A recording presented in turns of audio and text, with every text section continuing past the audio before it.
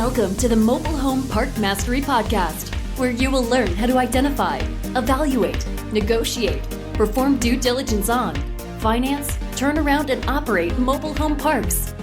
And now, here is your host, the fifth largest mobile home park owner in the United States, Frank Rolfe. COVID is over, and what did mobile home park owners learn from it? This is Frank Rolfe, the Mobile Home Park Mastery Podcast. On the front end, let me say I am not a scientist, I am not a doctor, I'm not a politician, and frankly, for the sake of our podcast, I don't really care what the origins, causes, science, anything behind COVID. I want to look at it just very specifically as far as the impact on the industry that I'm involved in, which is the mobile home park business. What did we all learn from it as park owners? Well, the first thing we learned is the current government does not respect the rights of landlords, not at all. What do I mean by that? Well, they singled us out of all the businesses in America. We were the ones who were told to provide services without compensation. Not utility companies, not grocery stores, not even universities, only us. So unlike the grocery store where you couldn't go in and fill up your basket and just walk out, although some people do, instead, in our business, we were required to provide housing, even though we weren't required to get paid for it. And then we couldn't evict people who didn't pay. Now, they did this through using a bunch of unconventional tools, which later turned out to be unconstitutional, which were called the CDC order. And under the CDC order, basically, we could not file evictions if people signed this form under the penalties of perjury, of which no one ever even noticed or knew what perjury meant. So everyone signed the form, basically stating, I can't pay you rent because of COVID. And when we pointed out to people the fact the person had totally lied and had their regular job and nothing had changed, we were told to go stuff it because that wasn't right. We are evil landlords and therefore we should just shut up and not worry about it. And even when the Supreme Court said, no, you can't do this anymore, the Biden administration did it anyway and basically acknowledged, we're not supposed to do it legally, but hey, it might buy some more time. Plus, who knows, we might get lucky. Effectively, any confidence that any landlord has in the United States government at this point has been basically severed. I don't know anyone who trusts anything that happens now or into the future that the government does, because clearly the government cares nothing about property rights or the rights of landlords. Heck, they couldn't even get the assistance programs correct. Anyone would know that if you had an assistance program for people who can't pay their rent to provide the landlord money to allow them not to be evicted, you sure wouldn't have that managed through the tenant. You would have it managed through the landlord. They set it up such that the tenant could simply feign that they were in the program or going to do the program and didn't fill out the final bit of paperwork, and the landlord never got paid. Clearly, any smart person would have had the landlord go to the government and not the resident. But again, no one really cared, because at the end of the day, the government could absolutely care less about landlords. And that's a bitter lesson we all will hopefully never forget. Number two, we learned that mobile home parks are an essential business, thank heavens.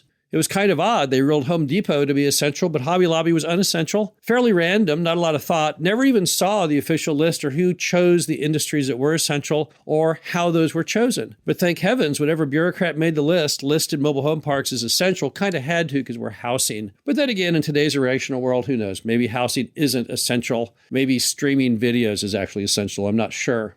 We also learned that our residents are also essential, thank heavens, or they're mostly retired. So our people living in mobile home parks, fortunately, are those who do the basic needs and industries that make America work. Whether it's driving trucks or food preparation, whatever it may be, fortunately, our residents fell into two groups. Those who were retired and not working and therefore could care less that you couldn't go to work because they weren't going to work anyway. And then those who were deemed to be in essential industries. So that actually worked out to our benefit. We also learned you don't want to rent mobile homes.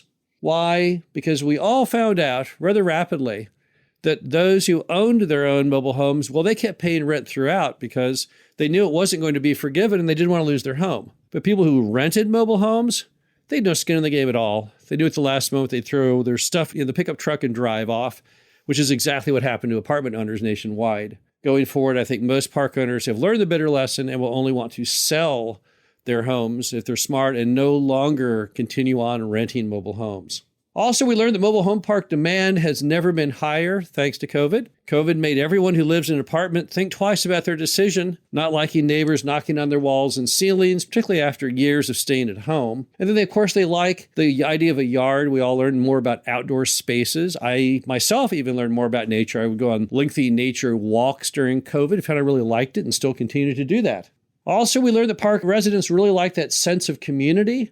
That made them feel good, feel safe. If you needed food and you didn't want to go out because you were afraid of catching COVID, people in parks were the first ones who would volunteer to get you food or basic services with no strings attached just because you were the neighbor and therefore they cared about you and wanted to help you out.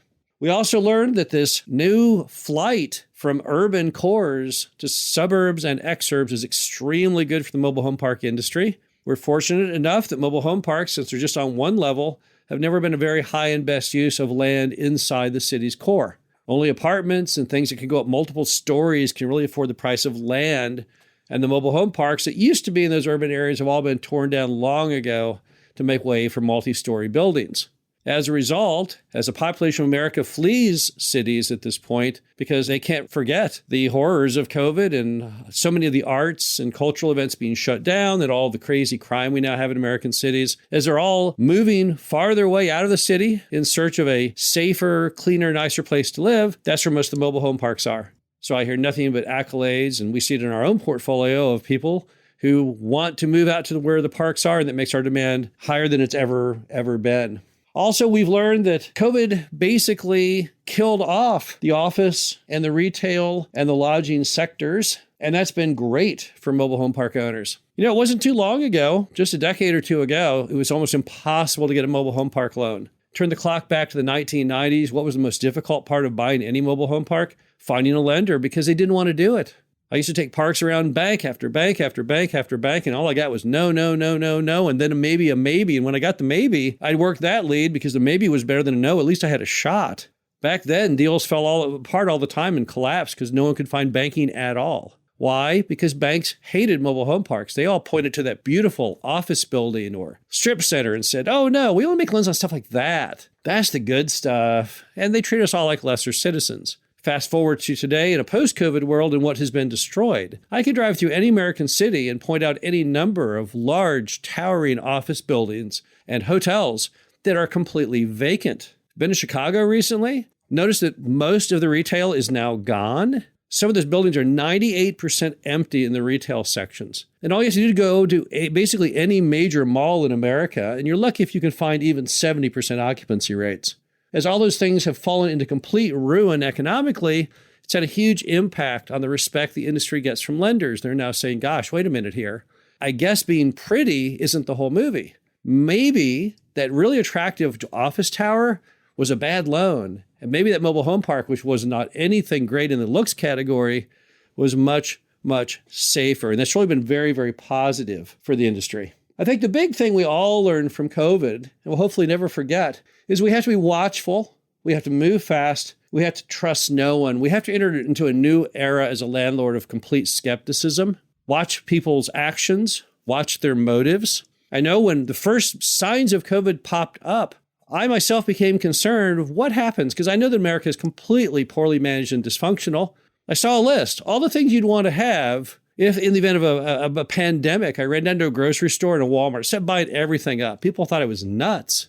I was buying shopping carts full of toilet paper and Kleenex before anyone ever thought of that. I bought up entire sections of rubbing alcohol and other items. I looked like a genius when 2 years later you still couldn't get any of it.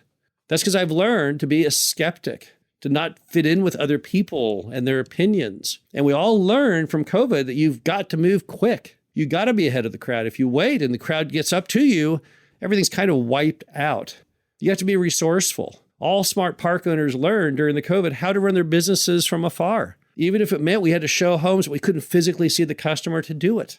We all learned methods to get around that. You got to be completely self-reliant. That's the biggest lesson learned probably from the entire pandemic is we can't look at the government to solve our problems. We have to do them ourselves. And we've got to be persistent. We have to be resilient. And if we follow those steps, I think the next time we have a national emergency, whatever it may be, we will all be better prepared. This is Frank Rolfe, the Mobile Home Park Mastery Podcast. Hope you enjoyed this. Talk to you again soon.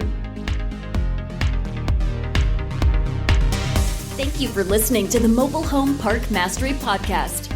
Be sure to visit us at mhpmastery.com to subscribe to the show, read our show transcriptions, and access all of our great information on mobile home park investing.